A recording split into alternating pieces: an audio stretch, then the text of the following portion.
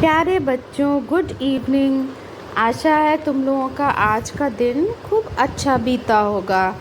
तो बच्चों, कल हम लोगों ने रामचंद्र जी की कहानी में ये सुना था कि ऋषि विश्वामित्र रामचंद्र जी को और लक्ष्मण जी को वन में अपने साथ लेकर के आए थे, क्योंकि सारे ऋषि मुनि राक्षसों से परेशान थे। राक्षस लोग उनको यज्ञ पूजा पाठ नहीं करने देते थे।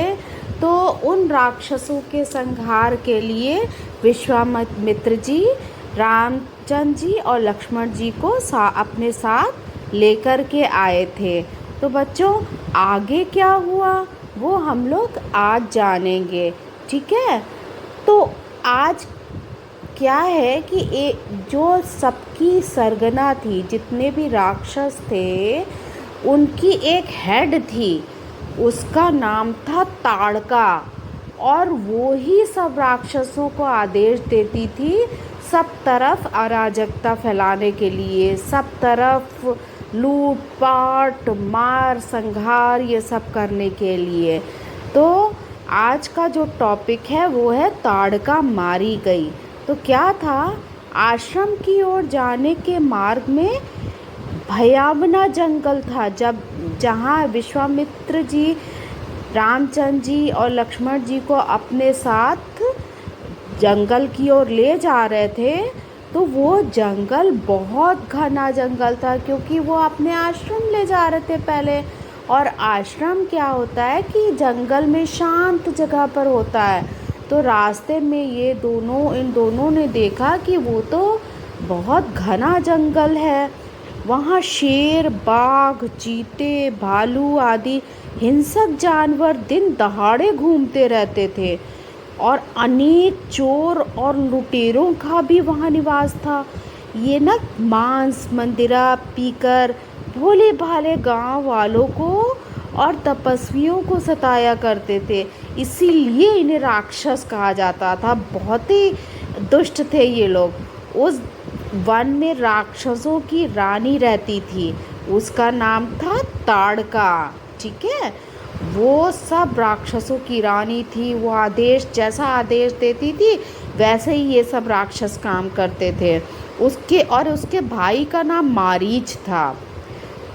जो ताड़का थी उसके भाई का नाम मारीच था। वह बहुत दुष्ट औरत थी। जो ताड़का थी बहुत दुष्ट थी। वह जीवित मनुष्यों को मार कर खा जाती थी। बहुत भयंकर राक्षसनी थी वो क्या, जो जिंदा मनुष्यों को अपने मुंह में डालकर खा जाती थी। मार्ग में राम ने अस्थियों का एक बड़ा ढेर देखा।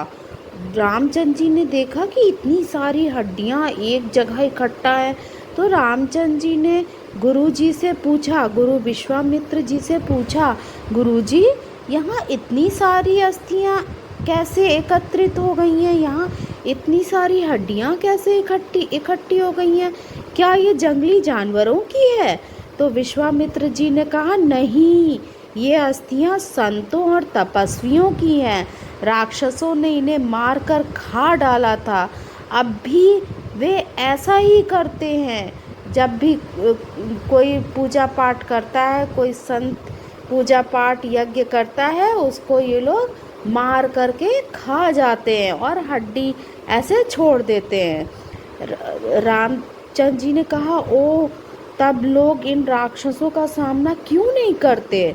तो विश्वामित्र ने कहा कि ये शस्त्र चलाना नहीं जानते हैं, और ये संगठित भी नहीं है। ये एक जगह इकट्ठा भी नहीं है कि इन लोगों के अंदर यूनिटी हो और एक साथ ये लोग मिल के लड़ाई कर सके। इसलिए ये राक्षसों के द्वारा मारे जाते हैं।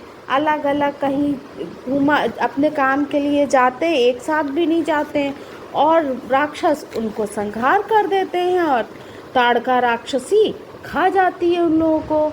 रामचंद्र जी ने कहा, तब मैं इनको संगठित करूंगा और राक्षसों का वध करूंगा। तो रामचंद्र जी ने फिर क्या सोचा कि सबसे पहले जितने भी अच्छे लोग हैं मैं उन सब को यूनाइट करूँगा, ठीक है, सब एक होए, इकट्ठा होए, इकट्ठा रहें।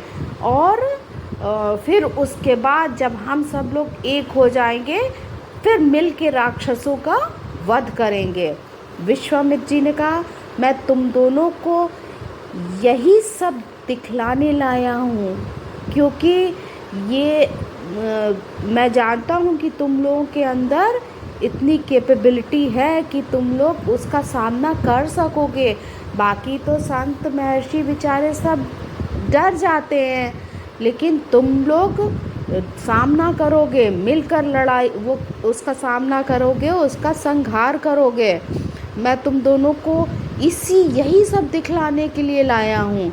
लक्ष्मण जी ने कहा, पर गुरुजी, हम शस्त्र चलाना इतना अच्छी तरीके से तो शस्त्र चलाना अभी जानते भी नहीं हैं।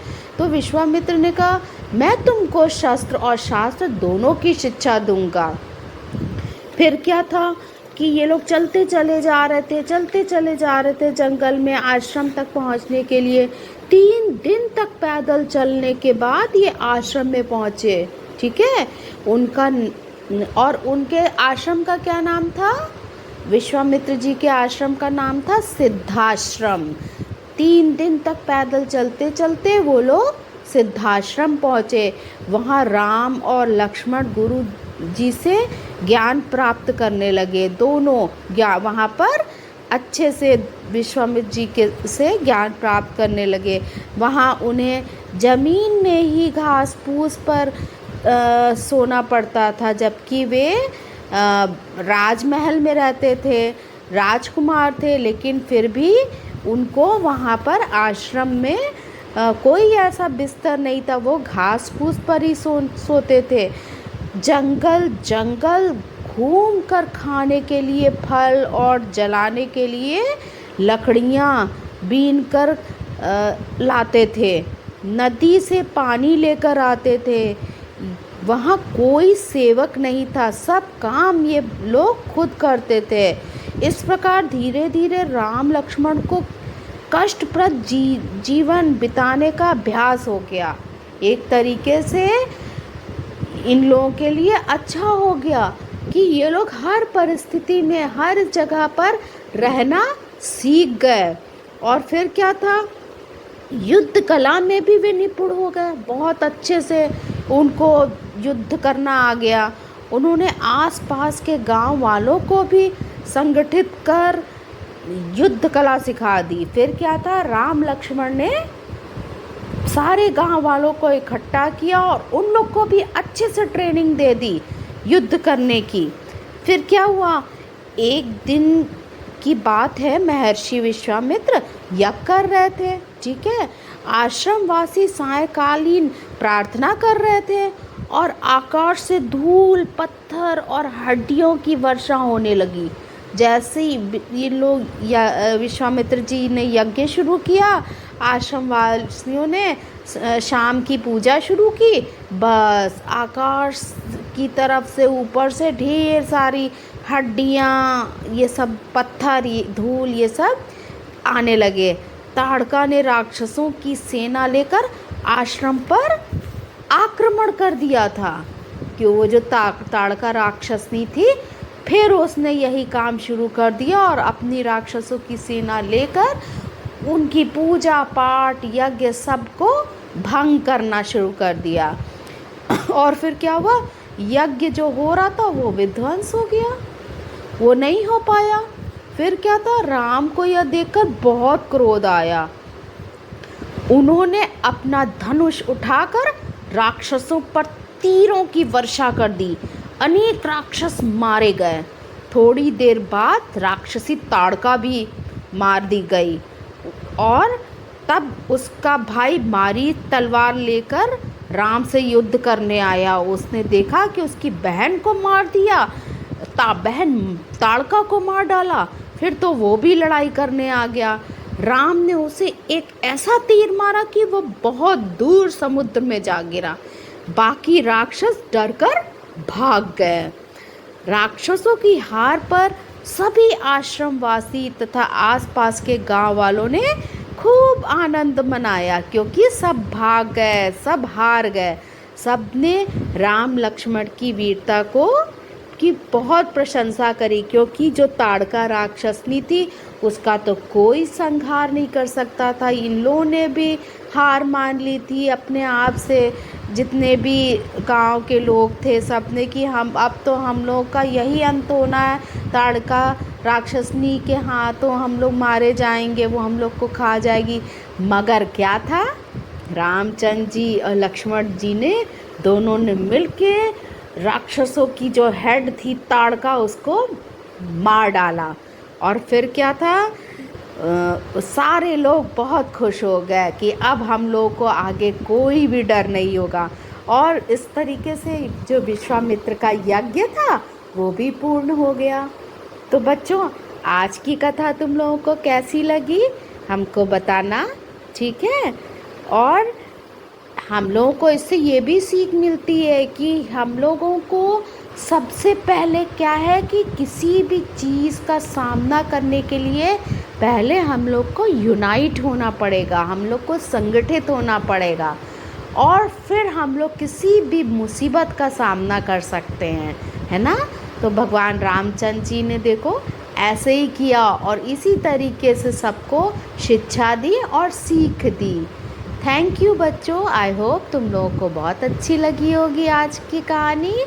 तो अब हम लोग आगे की कथा कल सुनेंगे, ठीक है। आगे क्या हुआ रामचंद्र जी के जीवन में, ये सारे बातें कल सुनेंगे। Thank you, God bless you. खूब अच्छे बनो, खूब नाम बनाओ, कमाओ। थैंक यू बच्चों।